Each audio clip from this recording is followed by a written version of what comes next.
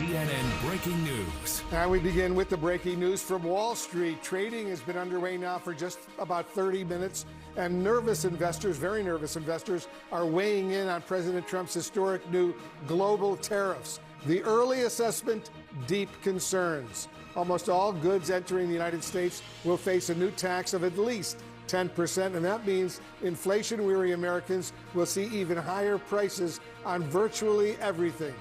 And that adds to the deepening concerns among economists that the U.S. and indeed much of the world may be on a collision course with a recession. Let's begin this hour with CNN business and politics correspondent Vanessa Yurkevich. She's in New York watching all of this unfold. So, Vanessa, where do the markets stand right now? Wolf, markets are tumbling as investors are really digesting worse than expected tariffs. You have the Dow, the NASDAQ, and the S&P all down below, as you can see there, 3%. Retail stocks in particular really selling off. Nike, Adidas, Lululemon, these are companies that source a lot of their goods from abroad, countries that are now under higher tariffs. And just look at the countries that were hit in yesterday's announcement. You have the European Union, 20% tariff. You have Japan, 24%, China, 34%, and Vietnam, 46%. Key trading partners to the U.S. Investors are worried what this means for businesses and then, of course, those businesses' profits. But let's just reset. What do we know right now? We know that there are auto tariffs in effect right now. But coming on Saturday is that 10% universal tariff on Wednesday, higher tariffs on about 60 countries, tariffs on auto parts, foreign auto parts on May 3rd, and then maybe coming additional tariffs on lumber, semiconductors, and I'll add copper there as well. And as you mentioned, Wolf, there is talk of what this could mean for a recession. I just spoke to an analyst who says that the longer that these tariffs stay in place, the more likely that there will be a recession. We also heard from Mark Zandi from Moody's Analytics, who said if they follow through, if these tariffs go into effect, I'd buckle up and brace for impact. A recession seems more likely than not. Wolf? All right, Vanessa Yurkevich in New York for us. Thank you very much, Pamela. Well, Wolf, the White House and Republican lawmakers concede that the ripple effect of the tariffs will cause some pain to Americans. But the White House says it's the initial cost to revive manufacturing jobs in the U.S. Here's what the vice president said this morning.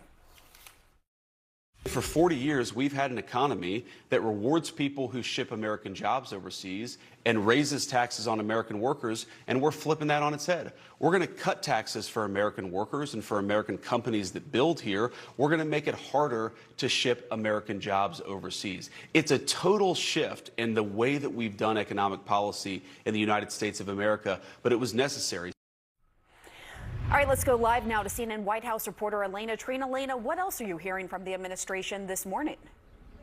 Well, Pamela, it's clear that the White House has been very intentional in its messaging. You know, despite some of the president's defenders, Republicans on Capitol Hill, others who have argued that the president is a pragmatist at heart, that perhaps he would pull back on some of these tariffs, it's clear they were wrong. The president was serious about this. And as Vance just laid out, and as we've heard from other top advisors this morning, he is committed to these tariffs really because he fundamentally believes the United States is getting taken advantage of, and he wants to really break the trading system that has been built over the last 70 or 80 years now and see this realignment. Now, we heard from Press Secretary Caroline Leavitt this morning. She was speaking with CNN.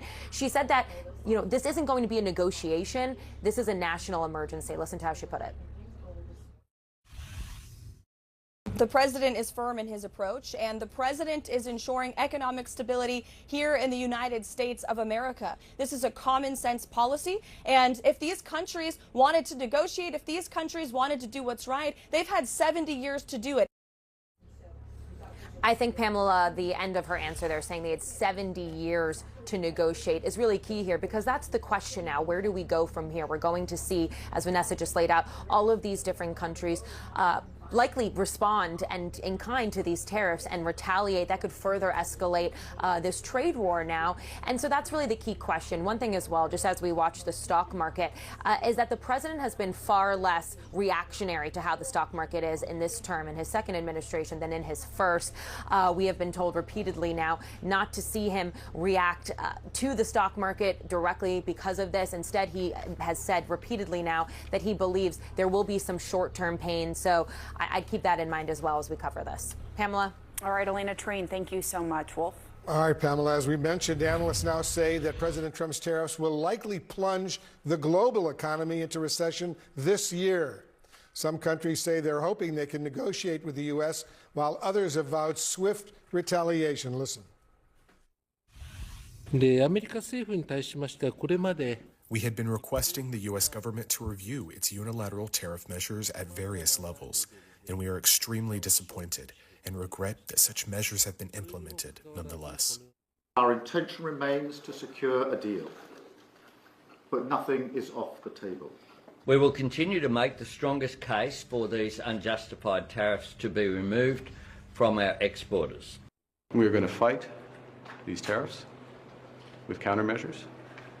We are going to protect our workers. The entire global economy will suffer from these ill-considered decisions.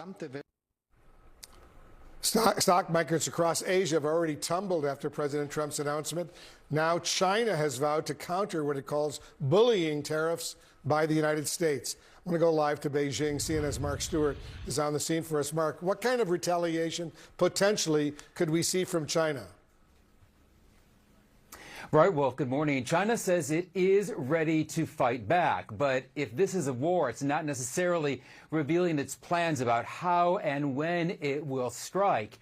It certainly has the option, though, of continuing on the tariff theme by instituting more tariffs, more punishment, specifically targeting American farmers. Right now, China imports a lot of soybeans from the United States. There are existing tariffs. Certainly, China could double down on that. But what's been interesting all day today, China's been very much taking on this diplomatic tone, talking about themes of resolving differences, urging the United States to cancel the tariffs. So it's kind of this wait-and-see mode as this April 9th deadline approaches. There is certainly an economic side to all of this, but there's also a lot of ego involved. Both Xi Jinping and Donald Trump want to look strong on the world stage. As one analyst mentioned to us today, it's the real question of who will fold first. Nonetheless, as you mentioned, this is creating a lot of anxiety, not just here in China, but across the entire regions. Markets are not looking at this favorably. We saw declines across many of the markets in Asia, including Japan, which of course is home to the auto giants, including Toyota and Honda. Wolf. All right, Mark Stewart in Beijing for us. Mark, thanks very much. Pamela. And stock markets in Europe also took a tumble after President Trump announced 20% tariffs on imports from the EU. So let's go live now to Paris and CNN senior international correspondent Melissa Bell. Melissa, how big of a blow are these tariffs to Europe? Look, a senior European official has been talking to me just a short while ago about the figures. They were handed this 30-page document yesterday. Europeans are contesting a bunch of the figures. They say that it's full of mistakes. There are things that have been seen applied, tariffs applied to them twice. Overall, what Europeans are saying is that if you look at the last 3 rounds of tariffs that have been applied to them, it is 70% of all European goods that will head to the United States that are now the subject of tariffs. That is 380 billion euros worth of goods. So it's a huge blow to the European Union. And what's interesting is that the Commission is saying on one hand that it's going to seek to negotiate. The high-level negotiations with Washington begin, we understand, even tomorrow afternoon. But at the same time, they're really preparing for a war. They say that they did not start, but that they are ready to wage. And what they say their biggest asset is the biggest single market in the world. So 450 million consumers that they say they're going to protect, but also use in their fight. So things like, for instance, sourcing soybeans elsewhere than the United States, motorcycles, the sort of goods that you would expect them to seek to buy from other partners in the United States. But more than that, the Commission has a bunch of more measures, retaliatory measures up its sleeve that could hurt, for instance, big tech that make, say, Europeans 30% of their profits in the EU. Europeans are preparing to fight back, and to fight back quite aggressively, Pam. All right, Melissa Bell, thank you. Wolf? All right, Pamela, let's get some more right now on all the breaking news. Joining us, the New Jersey Democratic Senator Cory Booker. As you know, he just set the record, I should say, this week for the longest floor speech in the modern history of the U.S. Senate. Senator, thanks so much for joining us. I want to talk about your marathon speech in just a few moments, but let's get to the breaking news first. What kind of impact, Senator, are you expecting these massive Trump tariffs? What kind of impact do you think they will have on American consumers? Well, I'm already hearing an explosion of a reaction from across my state, and people from across the political spectrum are angry and upset because they know the impact it's going to have in New Jersey on jobs, on businesses.